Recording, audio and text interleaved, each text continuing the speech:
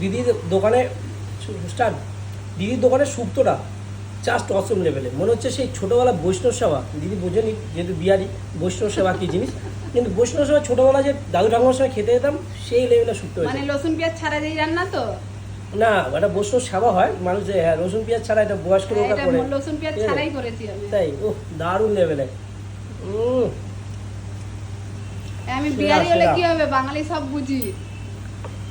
বিহারি হাতে বাঙালি রান্না কেমন হয়েছে? বিহারিতে বাঙালি রান্না যে এত সুন্দর হতে হয়, তার শিলাদির দোকানে আসতে হবে কাছড়া স্টেশন, মানে কাছড়া স্টেশন থেকে নেমে চা কলেজে। খেয়ে তারপরে রান্না খেতে হবে। চা বিকেল 4টের থেকে আসো, খাওয়া দাওয়া করে এনজয় করো। আর সিরিয়াসলি বলছি, এরকম 39 টাকা থেকে থালি শুরু হচ্ছে, আর 100-120 টাকা অবধি থালি আছে। মহারাজ থালি, ছোটো রাজ থালি, মহারানীর থালি, যে কোনো থালি আসো, খাওয়া দাওয়া করো, এনজয় করো। আমি তো এনজয় করি, তোমরা কে কে এসে খেয়েছো আমার ভিডিও দেখে কমেন্ট বক্সে জানাতে ভুলো না। চলো নেক্সট ভিডিও তোমার দেখা হচ্ছে গাইজের সাথে।